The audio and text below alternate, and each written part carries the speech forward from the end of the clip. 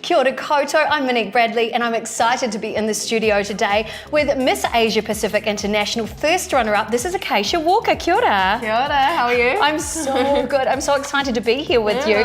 What an incredible journey you've had over the last few months. I really want to know, because there's so many people who've watched your journey, what really prompted you to join Miss Asia Pacific International? I think the travel was a huge thing. To know that I was going to go to another country and meet up to 60 different girls. Wow. Of different culture, different ethnicity, different backgrounds. That was really what hindered me to kind of get in touch. So I think it was also a lot of, confidence. I needed to improve my confidence and I knew that. So stepping into a journey like this is exactly what I needed. I was going to say, it takes a lot of courage to get up on the stage and really promote yourself out there. So what have you noticed? How has this really helped you grow as a person? I was put into very uncomfortable positions for the whole time I was there. When you say uncomfortable, nothing that people would object to? No, very PG, don't worry. Just doing things that I didn't have to do, but things that I knew that if I had done it, I would come out as a better person. Being on stage all the time, I was to a point where I was shaking in my boots at the start. Wow. I couldn't even, my walking wasn't very well. The way I presented myself wasn't very good. But by the end of it, I was a pro.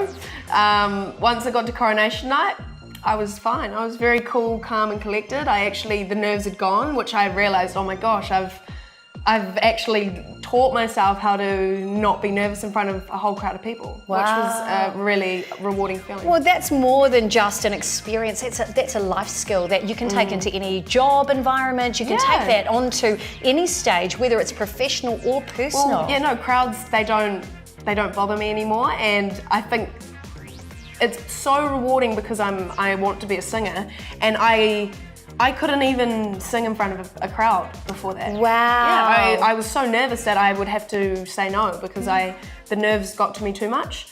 But now it's like I'm on a whole different scale, on a whole different level. And it's all because I decided to go on that journey. Yeah. That is so incredible. Yeah, it's now, crazy. it is, isn't it? Miss Asia Pacific is a pageant with a difference. Not only is it very new to New Zealand, when you enter, if you are considering entering, there are 2 titles that you actually vie for. One that will take you all the way to the Philippines, like Acacia, and one that will actually take you to India. So, as Acacia mentioned, if you are interested in having an overseas experience, then this journey could be the one for you. Now, on the other side, we are really focused on training. So Acacia and I were talking before today's filming, and we were talking about the power of social influence. So if you think you'd love to have a career in the future where you might be a social media influencer, maybe you want to learn about Instagram and Facebook and how to use those platforms to do great work in the world, then this pageant is also for you, because we have world-class training lined up for you. Now, international stage. Yes. I have to ask, when you were in that crowning, that coronation evening, and you were up on stage and you got asked the big question, which was really a focus on diversity, which is what this pageant is all about. Yes. Where did you find the inspiration to answer that question in the true Kiwi way? Embrace the best of yourself, but share the best of what New Zealand has to offer. What inspired you in that moment? I think understanding the values that the organisation stood for throughout the whole time that I was there. It was almost kind of ingrained into my head. I was with a whole bunch of different girls from completely different backgrounds and cultures. And I was very educated as well on their backgrounds, where they came from, the things they'd been through, how much different it is to, New Zealanders have it so good here. We certainly do. We do, certainly do. And no one realises that, the poverty, everything is just so, we have it so good, So I guess when I got to that stage where I was, quite educated, quite experienced on the world more than I was before I even went, that really prepared me. Yeah. I love it.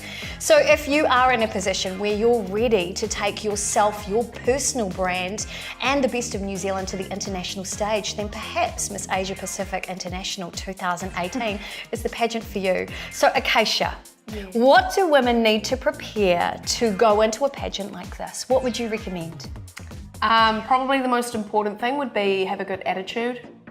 and be willing to work really hard. It's hard work. It's not all rainbows and fairies all the time, but it's definitely rewarding. As soon as you come out of it, you're going to be so glad that you did it, and definitely just be prepared. Prepare yourself as much as possible. Yeah. So even if Miss Asia Pacific International is the first part of your pageant journey, what we can guarantee is that you will be supported, you'll get amazing world-class training, and the best part, you'll understand what other pageants are looking for if you're going to represent them on the international stage as well. So start your journey with Acacia and us. Click the link below to activate that journey right now. We're really excited to working with you, and we'll see you very soon. Thanks so much, Acacia. You're most welcome. See you guys soon.